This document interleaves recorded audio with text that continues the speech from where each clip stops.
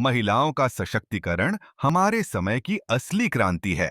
सबसे बड़ी क्रांतियां युद्ध के मैदानों पर नहीं लड़ी जाती।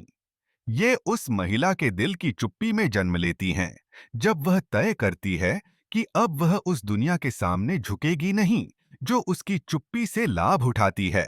महिलाओं का सशक्तिकरण कोई ट्रेंड नहीं है, यह कोई नीति नहीं है, यह कोई शिष्ट बातचीत नहीं है।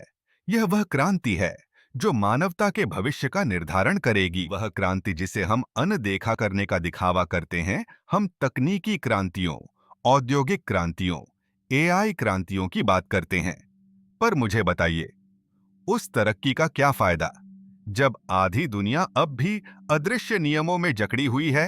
एक महिला को उसकी शक्ति से वंचित करना सिर्फ एक व्यक्तिगत दुखद घटना नहीं है, यह एक सामूहिक घाव है। जब महिलाएं सिकुड़ती हैं, तो पूरी दुनिया धुंधली हो जाती है।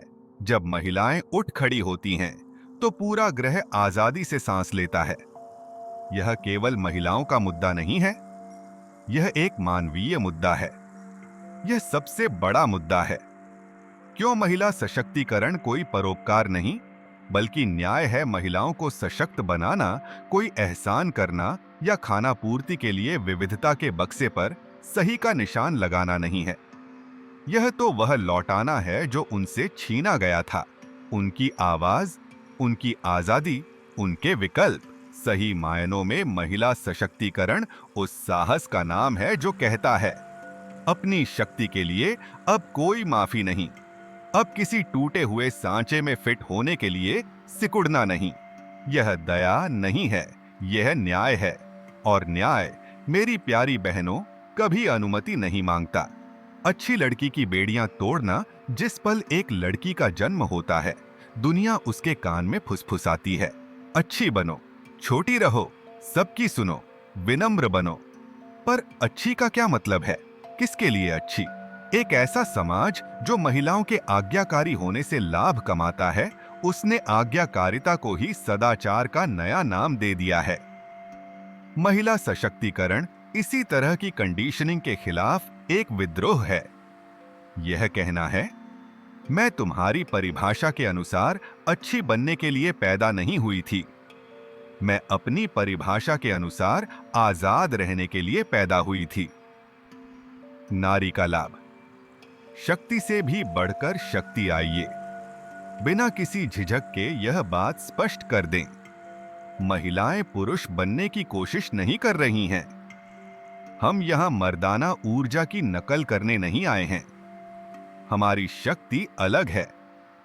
यह नारी शक्ति है, सहज, रचनात्मक, पालन पोषण करने वाली और उग्र। यह गर्भ में राष्ट्रों का निर्माण करती है, हाथों में समुदायों को थामती है और प्रेम से क्रांतियों का नेतृत्व करती है।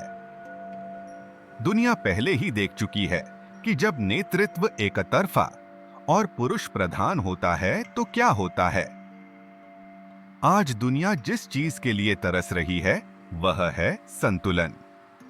और संतुलन की शुरुआत सशक्त महिलाओं से होती है। वास्तविक जागृति।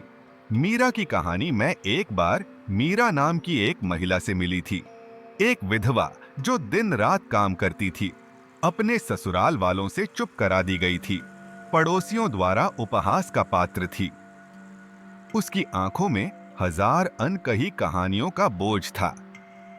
जब वह मेरे एक उपचार समूह में आई तो उसने फुसफुसाते हुए कहा, मैं बस बिना किसी डर के जीना चाहती हूं। वह फुसफुसाहट एक गर्जना बन गई। आज मीरा अपना एक छोटा व्यवसाय चलाती है, अपनी बेटी को पढ़ाती है और उन गलियों में भी खुलकर हंसने का साहस करती है जहां कभी उसे शर्मसार किया गया था। महिला सशक्तिकरण कोई सिद्धांत नहीं है, यह बदलाव है। यह मीरा की क्रांति है, यह आपकी भी हो सकती है। महिलाओं की शक्ति को नजरअंदाज करने की कीमत जब भी किसी लड़की से कहा जाता है, इतने बड़े सपने मत देखो, मानवता एक आविष्कारक खो देती है। जब भी किसी महिला को बोर्डरूम की मेज पर चुप कराया जाता है, मानवता एक नेता खो देती है।